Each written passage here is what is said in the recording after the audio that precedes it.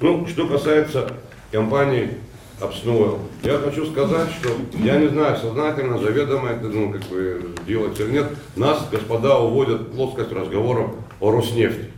Действительно, я во многих частях с Романом Владимировичем согласен. Прямо сейчас они на протяжении многих лет делают геологическую разведку, рельеф на флора, фауна, и бесценные данные они нам предоставляют. И действительно, в случае с крупной транснациональной компанией, речь о том, чтобы там производить, начать добычу или не производить, не стоит. Единственное, чего я не понимаю в этом решении с Роснефтью, вот этого первого решения, которое к разведке они сразу дали им совмещенно и возможность добывать. Вот этого я не понял. Но разговор на нынешней стадии не стоит вообще о компании Роснефть. Вот для меня лично. С чего начался вот нынешний виток? Он начался с того, что надо вещи своими именами называть. У нефтяников есть огромное политическое нефтяное лобби в абхазской власти, в том числе и в парламенте. Надо говорить вещи своими именами. Началось какое-то некое давление, активное давление, в результате чего создается впечатление, что что-то происходит. Группа единомышленников, съездите в Окум, посмотрите на участок. И да, в Окум обнаружилось, что на участке идут активные работы, это декабрь месяц. Идут, фактически приготовлена промзона. Роман Сеидович, очевидно, не в курсе, это берегоукрепительные работы, они были произведены в январе месяце этого года. И поэтому активным образом идет там подготовка промзоны. Конечно, откуда, чего, как мы знали, лицензия должна была быть закончена. Представьте, о каком обществе может идти речь, если депутаты парламента о принятом решении в марте узнают из консультанта в декабре месяце. То есть парламент не в курсе, что в марте месяце кто-то подписал сроки продления. Что касается Обснойл, господа, нужно сказать, что это вот в моем субъективном, я там буду отстаивать эту позицию в парламенте, это абсолютно ущербный договор, который у нас на руках находится, собственно, абсолютно ущербный. Мало того, что это мое субъективное мнение, я не настаиваю на нем, можно с ним спорить, с этим мнением. Мало того, вот за 5 лет им дали 5 лет разведки, за 5 лет камень об камень эти люди не ударили, камень об камень не ударили. Но тем не менее наше государство им продлевает сроки лицензии. Третье. Журналисты, здесь есть много журналистов. Но я не юрист, не следователь, но в данном объеме единственное, чем я от вас отличаюсь, тем, что имею право рассылать депутатские запросы, получать информацию. Но я готов, я активно сотрудничаю с журналистами, и любой вопрос, который у них возникает, можно провести просто банальное расследование журналистское о том, кто эта компания, кто они такие. Все данные о них открыты в российских источниках.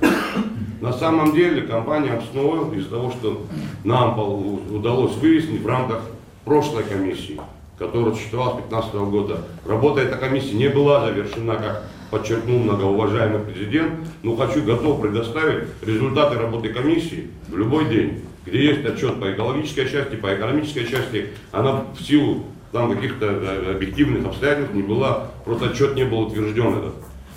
Но тем не менее результаты они имеются. Что касается компании Обснойл, в самом начале, когда она была зарегистрирована, документы, все, о чем я говорю, я здесь, господа, с собой, это только часть, но все есть.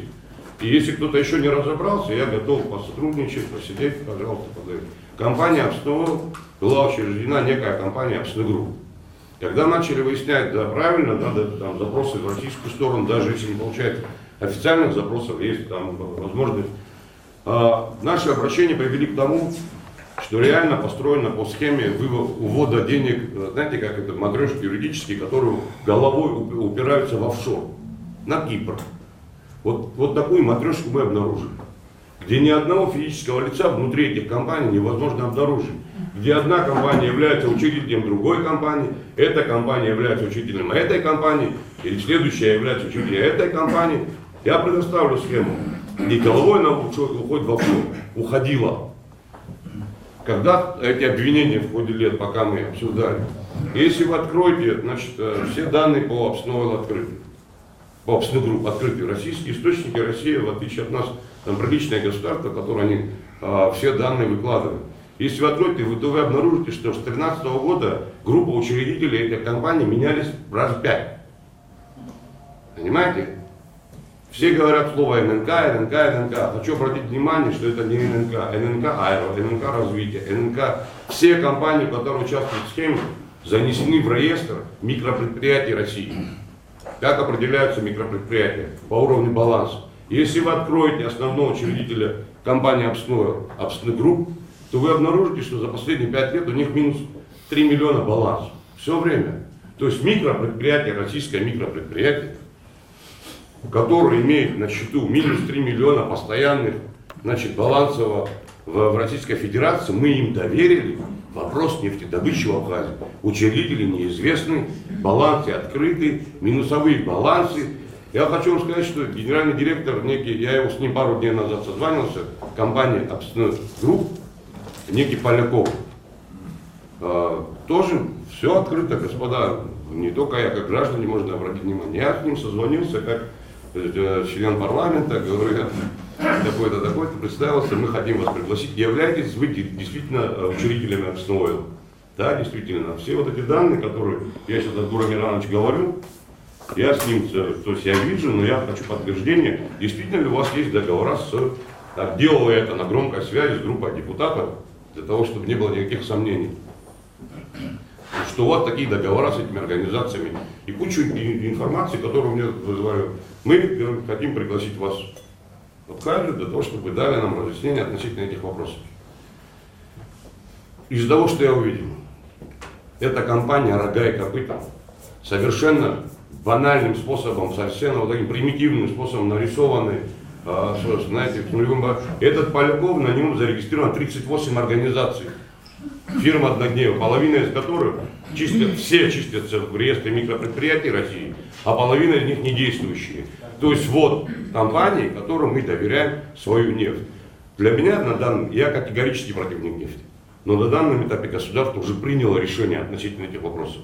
На данном этапе компания Роснефть действительно производит крупные работы экологического характера, где у нас есть огромные данные, поток данных, которые мы никогда не получили бы до того. Но здесь речь идет не о компании Роснефть, а о компании Апснойл, которая прямо сейчас ускоренными темпами, ударными на территории Кумской скважины проводит активные работы. И напоследок я бы хотел еще сказать одну вещь. Относительно разговоров, значит, есть у нас нефть, нет у нас нефти, разговоры, пустые разговоры. Роман Саидович, ни о каких других скважинах, кроме Акунских, речь не идет. И компания Апснойл не собирается там консервировать какие-то скважины. У них физических денег нет на это. Начнем с этого.